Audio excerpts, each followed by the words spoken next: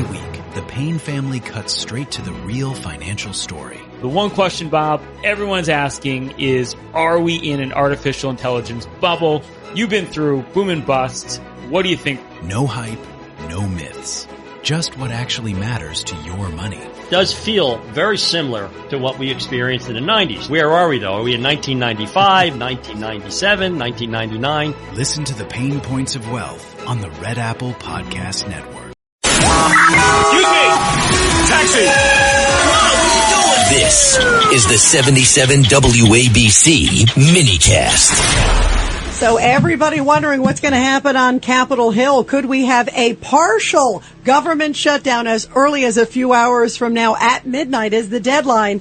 Well, to fill us in on everything and also what she is doing to push for voter integrity is the great Congresswoman Paulina Luna.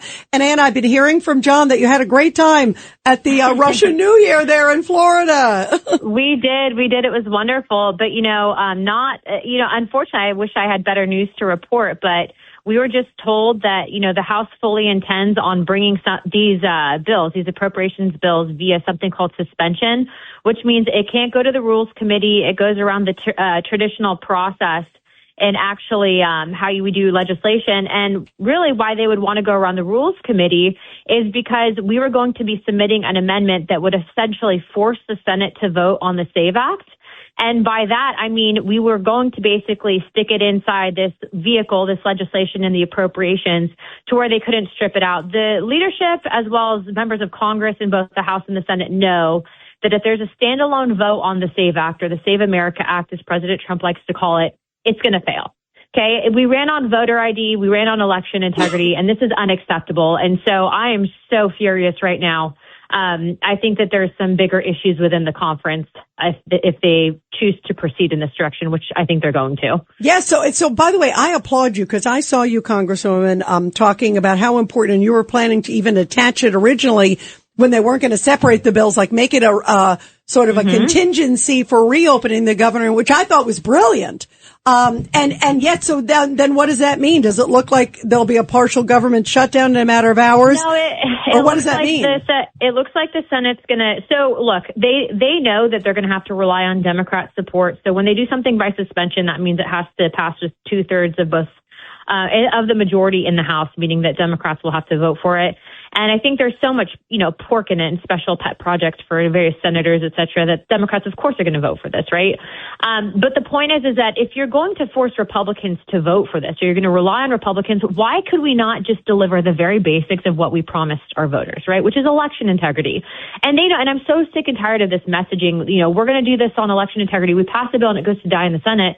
Well, this was a way of approaching that. It could have been done, and they chose not to. And so, when I go public and I tell the American people exactly what's happening, they accuse me of, not being a team player. Well, last time I checked, my voters did not vote for anyone in leadership. They voted for Representative Paulina Luna because I promised that I would do certain things on the campaign trail. Voter ID and election integrity is one of them.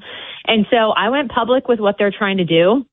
And I'm very, very disappointed. They're making it to where we can't even, submit a rule. This is completely outside of the normal way of doing legislation because they know that it would die on its face with Republican votes. What a mess. By the way, why is it that it can't? I mean, what's the reason? You would think, just like you said, in fact, I'm looking at a poll here. It's a Gallup poll and it says 84% of Americans are in favor of voter ID laws. They want Congress to get it done. So what's the real reason that it seems to be? They're trying to say that there's such a slim majority, but I think it's really because they know that there's a certain voting base for some of these members that, I even dare to say rely on this voter fraud. But either which way, I'm going to call it as it is. And I frankly don't care if it pisses people off because it's not like they helped me anyways. But the point is that this is wrong. And I think that. Is that Republicans too? You're talking about Republicans and Democrats? Yeah. No, I'm saying more Democrats. If you see the voter IDs coming from blue states, not saying that it's perfect in every state, right? Like we had some issues in Florida, but that was quickly remedied with Governor DeSantis's election integrity board that he had, and someone actually went to jail over it. So, obviously, it's the one thing that we should do, especially if we're going to virtue signal to the rest of the world about safe and secure elections, is secure our own elections. And this is just completely ridiculous. Well, I'm glad you are sounding the alarm. Keep us posted because we understand how important that is. And it was great. Thank you. And it was great to see you at the Russian Heritage dinner on Saturday night. Yes, it was amazing. The food was wonderful, and my son got to keep one of the party favors. I think it was like a glow stick hat, so it was pretty cool. It sounds good. It was good to see you again. Thank you. We appreciate everything you do for our community, and you're one of the few that are actually, able to be an activist and still support the cause. So we appreciate you being a great patriot. God bless. Thank you so much. Thanks, guys. Every week, the Payne family cuts straight to the real financial story. The one question, Bob, everyone's asking is, are we in an artificial intelligence bubble? You've been through boom and bust. What do you think? No hype, no myths. Just what actually matters to your money. Does feel very similar to what we experienced in the 90s. Where are we, though? Are we in 1995, 1997, 1999? Listen to the Pain Points of Wealth on the Red Apple Podcast Network.